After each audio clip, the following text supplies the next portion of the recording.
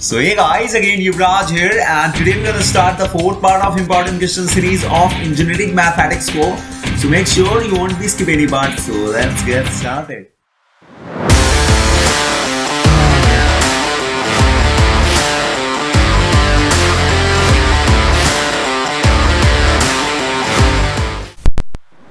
Alright guys, so you're most welcome here. My name is Yuvraj basically, and so any of you guys are interested, so I'd love to invite you to subscribe and join the important question series.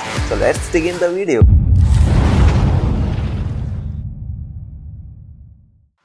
So basically guys, here we just start the another chapter, that is the Statistical Techniques 1. And here we discuss the most important topics of this unit. So the important thing is that here we select only the 8 important questions of whole stats unit and 2 targeted questions on the last slide. So move on to the topic 1, which is basically the movements here. तो यहाँ पर हम movement से बात कर रहे होंगे, जो कि हमारा important topic है. So first of all, movements about mean, तो मैंने उसका जनरल फॉर्म लिख रखा है, मीन्स जनरल फॉर्मूला. तो यहाँ से ही आप μ1, μ2 एंड μ3 एंड μ4 डिराइव करते हैं. तो सेकंड में देखें हम, तो मूवमेंट्स अबाउट एनी नंबर, जैसे हम रॉ मूवमेंट्स से जानते हैं, तो यहाँ पे हम μ1 dash, μ2 dash and μ3 dash and μ4 dash निकाल रहे होते हैं. तो वो इसी फॉर्मूले से डिराइव होता है, मीन्स 4 मूवमेंट ही कॉमनली पूछे जाते हैं μ4 तक. सो थर्ड हमारा होता है मूवमेंट्स अबाउट दी ओरिजिन. तो यहाँ पे मीन 0 होता है, तो जैसा कि आप देख सकते हैं यहाँ पे कोई टर्म नहीं है. यहाँ पे था एनी नंबर, सो हमारा ये ए एक एनी नंबर है, मीन्स कांस्टेंट है. सो बढ़ते हैं नेक्स्ट स्लाइड की तरफ, जहाँ पे देख रहे होंगे रिलेशंस. तो यहाँ पर हम मूवमेंट्स में इंपॉर्टेंट टॉपिक्स की बात करें तो हमारा रिलेशंस आ जाती हैं. जो फर्स्ट रिलेशन है, relation between mu r and mu r dash, means movements about mean और मूवमेंट्स अबाउट एनी नंबर के बीच की रिलेशंस. तो कॉमनली यही पूछी जाती हैं, μ1 और μ1 डैश में रिलेशन सारी. तो ये सारे हम डीप में बात नहीं कर रहे होंगे क्योंकि ये वीडियो शॉर्ट रखनी है. सो फिर सेकंड रिलेशन की बात करें तो relation between mu r and mu r. तो यहाँ पे हमारा मूवमेंट्स अबाउट मीन और मूवमेंट्स अबाउट ओरिजिन के बीच की रिलेशंस हैं. तो ये भी कॉमनली पूछी जाती हैं एग्जाम में. सो थर्ड हम बात करते हैं स्क्यूनेस एंड कर्टोसिस. तो यहाँ पे ये फॉर्मूला भी क्वेश्चंस के साथ अटैच होता है कि स्क्यूनेस पूछ लेता है एंड कर्टोसिस रीजन. तो यहाँ पे रीजन हमने डिस्कस नहीं करा है, सो वो आप बेसिकली देख लेंगे. तो बढ़ते हैं नेक्स्ट स्लाइड की तरफ. तो यहाँ पर हम बात कर रहे होंगे मूवमेंट से रिगार्डिंग इंपॉर्टेंट क्वेश्चन की, जो कि मैंने एक ही ले रखा है. So the first 4 movements about the point x is equal to 4, means यहाँ पे मूवमेंट अबाउट एनी नंबर दे रखा है और वो नंबर है हमारा x is equal to 4 r minus 1.5. तो ये वैल्यूज हमारी μ1 डैश, μ2 डैश, μ3 डैश की दे रखी हैं और पूछा है find the movements about mean, means हमें μ1, μ2, μ3, μ4 की वैल्यू निकालनी है. एंड मूवमेंट्स अबाउट ओरिजिन, तो यहाँ पे μ1, μ2, μ3, μ4 भी निकालना है. And also calculate the skewness and kurtosis. तो यहाँ पे सारी चीज मर्ज हो गई है इसी क्वेश्चन में. And also find the movements about x is equal to 2. तो इस आर्बिट्ररी नंबर के अकॉर्डिंग भी मूवमेंट हमें निकालना होगा. तो जैसा कि हमने हिंट भी दे रखा है यहाँ पे, तो आप देख सकते हैं here a is equal to 2. So 2 यहाँ पे गलती से लिख गया है, 4 था यहाँ पे.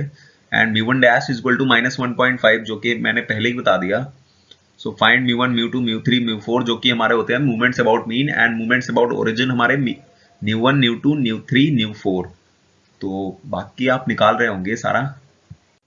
तो अब हम बात करते हैं नेक्स्ट इंपॉर्टेंट टॉपिक की, जो कि है curve fitting, which is commonly known as method of least square. तो ये हमारा एक मेथड है बेसिकली, जिसमें कि हम गिवन पॉइंट्स को कंसीडर करके हम एक कर्व को फिट कर रहे होते हैं. तो first thing which is fitting of straight line y is equal to a plus bx. तो मैंने एक स्ट्रेट लाइन की इक्वेशन ले रखी है which is y is equal to a plus bx. तो यहाँ पे मेथड कुछ ये है कि फर्स्ट ऑफ ऑल हम नॉर्मल इक्वेशंस निकाल रहे होते हैं किसी भी कर्व की. फिर हम कुछ गिवन डेटा को कंसीडर करके हम a और b की वैल्यू फाइंड करते हैं और फाइनली हम a और b की वैल्यू इस इक्वेशन में रिप्लेस कर देते हैं. तो हमारा फिटेड कर्व फाइनली फाउंड हो जाता है. तो अब हम बात करते हैं आगे. तो यहाँ पे मैंने कुछ कर्व्स ले रखे हैं और सारे इक्वेशंस. तो इसमें फर्स्ट थिंग यही है कि हमें नॉर्मल इक्वेशंस कैसे निकालनी है. तो उसके लिए मैंने ट्रिक डाल रखी है, जैसा कि आप देख सकते हैं. तो यहाँ पे ट्रिक ये है, फर्स्ट एग्जाम्पल मैंने कंसिडर कर लिया है y is equal to a plus bx. तो एग्जाम्पल में आप देख सकते हैं ये लाइन मैंने कंसिडर कर ली स्ट्रेट लाइन की. तो यहाँ पे हम क्या कर रहे होंगे कि राइट साइड में हमें कांस्टेंट पहले ढूंढने कितने हैं. तो यहाँ पे आप देख सकते हैं a और b मेरे दो कांस्टेंट हैं। अब उनके हम कोएफिशिएंट चेक कर रहे होंगे। तो कोएफिशिएंट a का कोएफिशिएंट यहाँ पे 1 है और b का कोएफिशिएंट यहाँ पे x है। तो फर्स्ट टाइम क्या करेंगे, हम a का कोएफिशिएंट 1 है उससे मल्टीप्लाई कर देंगे इक्वेशन में। तो यहाँ पे आप देख सकते हैं उससे मैंने मल्टीप्लाई कर दिया, तो एज इट इज मुझे ये मिल जाएगी। फिर हम क्या कर रहे होंगे, उस पर समेशन लगा रहे होंगे। तो यहाँ पे जैसा लिख रखा है multiply both sides by summation 1 which is coefficient of a is equal to 1। तो यहाँ पे समेशन y आ गया और a और समेशन 1 की वैल्यू n होती है तो an हो जाएगा ये basically, plus b summation x। तो फर्स्ट इक्वेशन हमारी नॉर्मल इक्वेशन फाइंड मतलब मिल गई है मुझे। अब हम क्या कर रहे होंगे, b का कोएफिशिएंट चेक करेंगे। तो b का कोएफिशिएंट यहाँ पे x है, तो हम x से मल्टीप्लाई कर रहे होंगे होल इक्वेशन में। तो यहाँ पे कर दिया मैंने, x y equal to a x plus b x square मिल गई।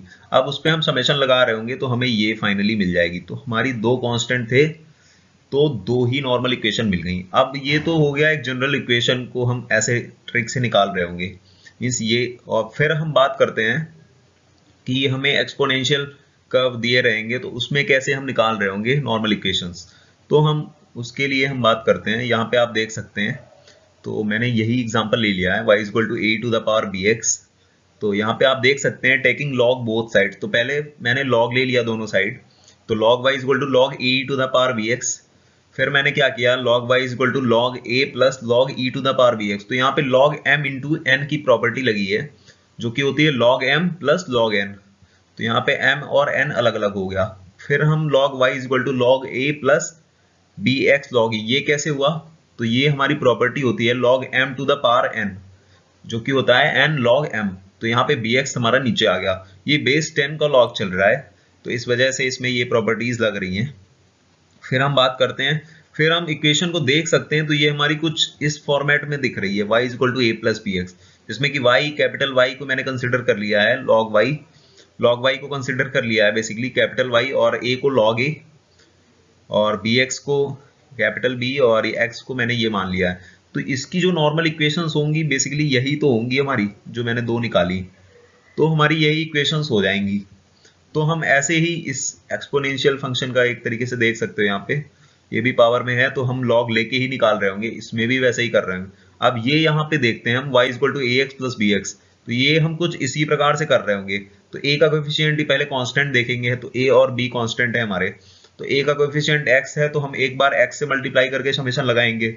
फिर हम b का कोएफिशिएंट चेक करेंगे तो 1/x है, तो 1/x से हम कोएफिशिएंट को मल्टीप्लाई करेंगे पूरी इक्वेशन में और समेशन लगाएंगे, तो हमारी दो इक्वेशंस ऐसे ही मिल जाएंगी। तो ये है कुछ हमारा सिलसिला। तो अब हम बात करते हैं कुछ इंपॉर्टेंट क्वेश्चंस की which is based on curve fitting. तो पहला क्वेश्चन है by the method of least square, जो कि मैंने दूसरा नाम भी बताया था उसका, ये भी मेंशन कर देता है। Find the curve y equal to ax plus bx square. तो यहाँ पे a और b का कोएफिशिएंट चेक करेंगे हम, जो कि x और x स्क्वायर है। तो फिर उसके अकॉर्डिंग हम नॉर्मल इक्वेशंस निकाल लेंगे। फिर उन नॉर्मल इक्वेशंस में जो भी रिक्वायरमेंट होगी वो हम इस डेटा से वैल्यूज निकाल रहे होंगे, और फिर उन नॉर्मल इक्वेशंस को सॉल्व करके हम a और b की वैल्यू निकालेंगे और फिर फाइनली हम इसमें रिप्लेस कर देंगे। तो यही है हमारा कुछ मेथड। फिर हम दूसरा क्वेश्चन देखते हैं फाइंड, इसमें हम लॉग लेके पहले नॉर्मल इक्वेशंस निकाल रहे होंगे, फिर वही सारा सेम। अब यहाँ पे ये भी कर्व है तो यहाँ पे आप c0 c1 कांस्टेंट है, तो यहाँ पे कांस्टेंट का कोएफिशिएंट 1/x और ये √x, तो यहाँ पे हम मल्टीप्लाई करके नॉर्मल इक्वेशंस निकाल रहे होंगे और सेम प्रोसेस जैसे इसमें किया वैसे ही हम इसमें कर रहे होंगे। तो बढ़ते हैं नेक्स्ट स्लाइड की तरफ। अब हम बात करते हैं नेक्स्ट इंपॉर्टेंट टॉपिक की, जो कि है Karl Pearson coefficient of correlation, जिसको हम R से डिनोट करते हैं। तो ये हमारा कोएफिशिएंट ऑफ कोरिलेशन हुआ, जिसके दो फॉर्म्स हैं, तो आप दोनों ही याद रखें जो कि इंपॉर्टेंट है। फिर हम बात कर रहे होंगे रिग्रेशन एनालिसिस, जिसमें लीनियर रिग्रेशन और नॉन लीनियर रिग्रेशन आता है। तो लीनियर हमारा कुछ ज्यादा इंपॉर्टेंट है तो हम उसकी बेसिकली बात कर रहे होंगे। तो लीनियर में हम regression coefficient y on x, जो कि हमारा by(x) से डिनोट करते हैं, जो कि आपको मालूम होगा, तो उसका फॉर्म ये है कुछ। फिर इसकी हम लाइन की बात करेंगे, तो y ऑन x की y minus y bar equal to b x minus x bar. फिर हम x ऑन y का, यहाँ पे x ऑन y है, मिसप्रिंट है यहाँ पे, तो वो bxy होता है कोएफिशिएंट, तो उसका फॉर्म ये होता है कुछ। फिर हम बात कर रहे होंगे प्रॉपर्टीज ऑफ रिग्रेशन कोएफिशिएंट, जो कि जिसमें कि एक प्रॉपर्टी हमारी ज्यादा यूज होती है क्वेश्चंस में, क्योंकि ये है bxy into byx equal to r square. तो कॉमनली हम r को फाइंड करने के लिए ये प्रॉपर्टी लगाते हैं कभी कभी। तो अब हम बढ़ते हैं क्वेश्चंस की तरफ। जो कि यही फॉर्म बेस्ड हैं सारे। तो यहाँ पे कुछ इंपॉर्टेंट क्वेश्चंस हैं which is based on the regression. तो यहाँ पे फर्स्ट क्वेश्चन है जो कि हमारा regression of y on x की लाइन फाइंड करनी है, तो हम उस डेटा के अकॉर्डिंग वैल्यूज निकाल लेंगे। सो काफ़ी इजी है। और फिर सेकंड क्वेश्चन भी वैसा ही है, इसमें तो सारा डेटा भी दे दिया है। n की वैल्यू यहाँ पे 100 होगी क्योंकि 100 कॉलेज स्टूडेंट्स की बात कर रहा है। सो आप दोनों ही क्वेश्चन ट्राई करिएगा। फिर बात करते हैं हम टारगेटेड क्वेश्चंस की, जो कि है नेक्स्ट स्लाइड में। तो बढ़ते हैं उसकी तरफ। सो फाइनली अब हम बात कर रहे होंगे अपने टारगेटेड क्वेश्चंस की which is based on regression. तो यहाँ पे मैंने 2 क्वेश्चंस लिए हैं और दोनों ही बहुत ज़्यादा इंपॉर्टेंट हैं यूनिवर्सिटी पॉइंट ऑफ व्यू से। सो आप दोनों ही जरूर ट्राई करिएगा। And if you want the solution for these questions then do write in the comment section. तो हम इनके सॉल्यूशंस प्रोवाइड करा देंगे। So that's all. Alright guys, that is going to about wrap up this video. So make sure you hit the like and subscribe button to stay positive